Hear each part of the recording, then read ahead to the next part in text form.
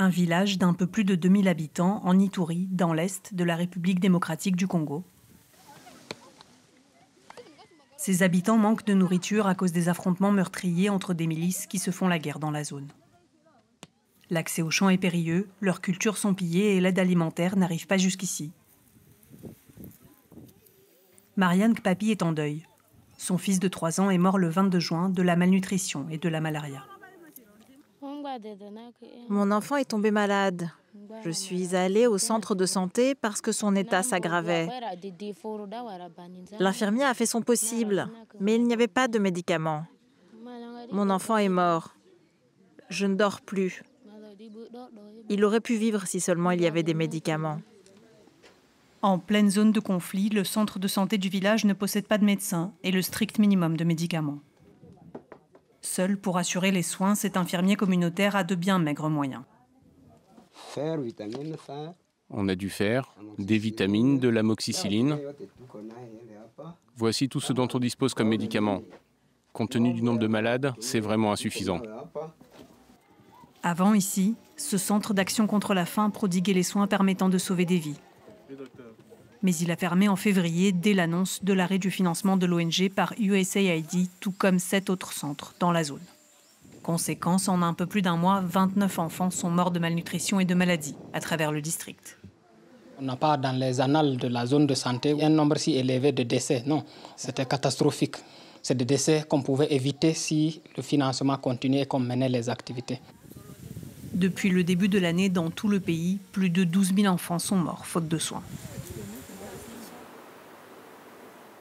Au siège parisien d'Action contre la faim, on réfléchit à comment faire face, avec 30% de financement en moins. On va avoir besoin d'avancer aussi vers des modèles d'organisation qui sont avec plus d'autonomie. Pour l'ONG, qui existe depuis plus de 40 ans et intervient dans une 50aine de pays, cette crise est sans précédent. Et la priorisation des besoins, un défi contre nature. On a l'impression de devoir vraiment faire des choix qui sont inhumains et inéthiques, de savoir quel public va être prioritaire, quelle zone va être prioritaire, quelle modalité d'intervention va être prioritaire. Alors que le combat d'Action contre la faim depuis longtemps, c'est de dire que la réponse à la malnutrition et à la faim dans le monde, c'est pas juste de distribuer de l'aide alimentaire, c'est d'assurer la santé, c'est d'assurer la surveillance, c'est d'assurer les droits des personnes à l'alimentation. Si on ne soutient pas la réponse à la malnutrition, il y a un coût à l'inaction qui va être sur le produit intérieur brut de ces pays des générations suivantes. Et tout ça, ça va créer aussi de la pauvreté et de la vulnérabilité au niveau mondial.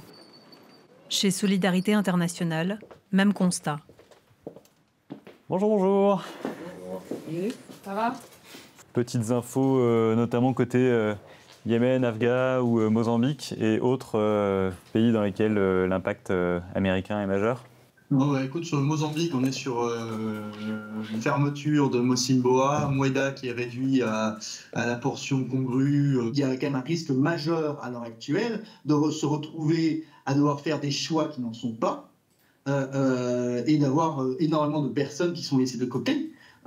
Soit parce que c'est des crises qui sont moins médiatisées, soit parce que c'est des zones qui sont moins médiatisées. Au Yémen, 10 millions de personnes sont estimées être en situation de survie à cause de la guerre. Là, on reste sur une intervention qui était une intervention d'urgence, c'est-à-dire que des populations qui sont développées, qui n'ont tout simplement pas accès à de l'eau potable de qualité. Et donc, dans un premier temps, on installe ce qu'on appelle des bladders, c'est-à-dire des énormes poches en gros plastique qu'on peut remplir grâce à des camions-citernes et qui, eux-mêmes, donnent un accès à l'eau via ces petits robinets aux populations.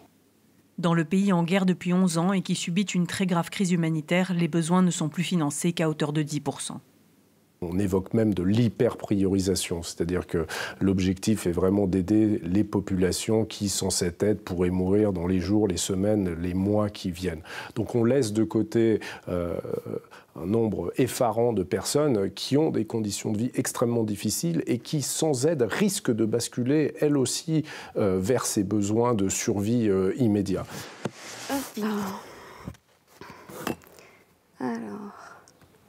De son côté, Zoé, 28 ans, responsable d'audit interne, se prépare à perdre son travail. C'est une organisation que j'aime beaucoup, c'est là où j'ai commencé, mais il n'y a pas le choix.